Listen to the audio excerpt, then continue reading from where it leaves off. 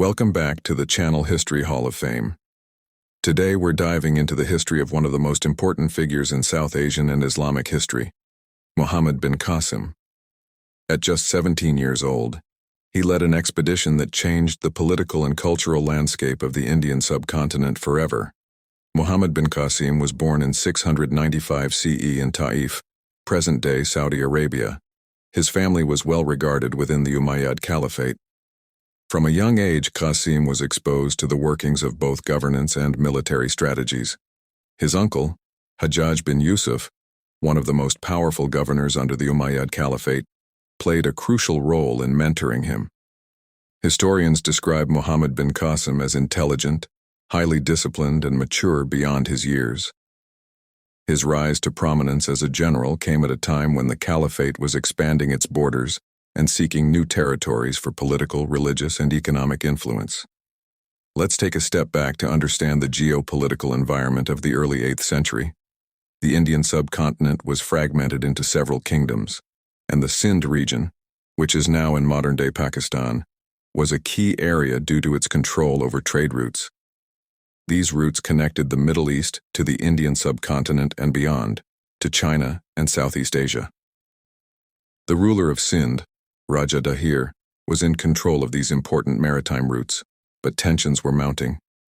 Arab traders were often harassed by pirates operating in the region, and when some traders were attacked, their families appealed to the Caliphate for justice. When Raja Dahir failed to act against these pirates, this gave the Umayyad Caliphate a pretext for launching an invasion. In 711 CE, Hajjaj bin Yusuf, the governor of Basra, decided to send his young nephew, Muhammad bin Qasim, on a mission to bring Sindh under the control of the Umayyad Caliphate. What's remarkable is that Muhammad bin Qasim, despite his youth, was trusted with leading an army of nearly 6,000 soldiers on this daunting expedition. The campaign began in earnest with Qasim's forces landing on the shores of Sindh. His army was composed of not just Arab troops, but also local allies who had a vested interest in the success of the campaign. Qasim's first major target was the fortress city of Dibal, a vital trading port. At Dibal, Qasim employed a combination of military strategy and psychological warfare. The city had a large temple with a massive flag, which was a symbol of the city's spiritual and defensive power. Qasim had this flag targeted by catapults, and when it fell, it demoralized the defenders, leading to the city's surrender. This victory was significant. It opened the doors for further conquests in Sindh. Qasim's forces marched north, capturing key cities like Naran, Sewan, and the strategically important city of Brahmanabad.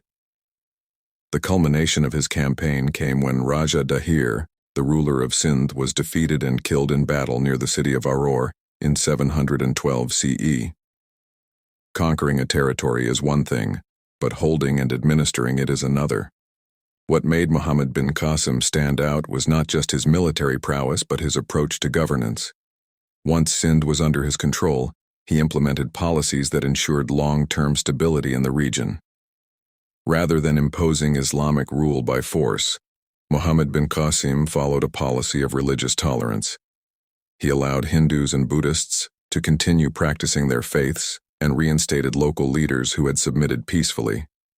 This policy of conciliation helped ease tensions and created a relatively peaceful coexistence between the local population and the new Arab rulers. One of his significant administrative reforms was the introduction of a fair taxation system, which was well received by the local populace. He also respected local customs and laws, ensuring that the transition to Umayyad rule was smoother than it might have been under a more oppressive regime.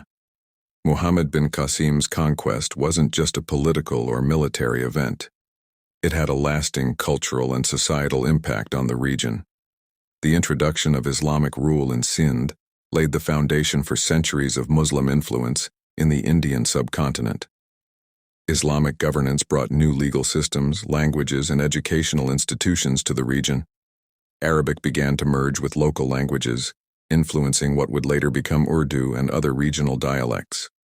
Trade routes between the Middle East and South Asia flourished under Qasim's rule, bringing in new ideas, goods, and cultural exchanges.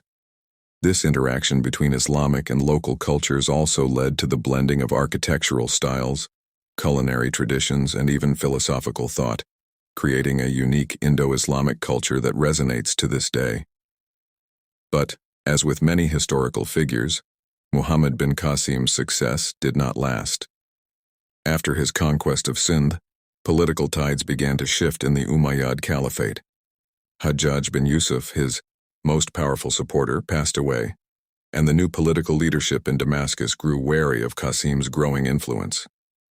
To this day, Muhammad bin Qasim is remembered as a pioneer who introduced Islam to the Indian subcontinent.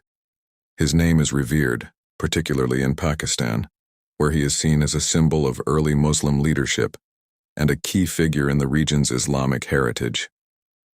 Muhammad bin Qasim's life was short, but filled with accomplishments that echoed through history. His ability to lead at such a young age. Thanks for tuning in to today's episode of the Channel History Hall of Fame. If you enjoyed this deep dive into history, make sure to like, subscribe, and hit that bell icon so you never miss an episode. Let me know in the comments who you'd like to see featured next in the Hall of Fame.